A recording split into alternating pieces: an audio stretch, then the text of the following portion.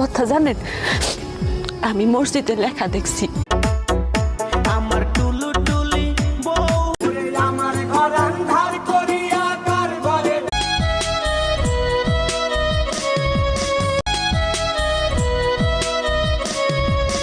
দোয়া করি ভালো থাকিস।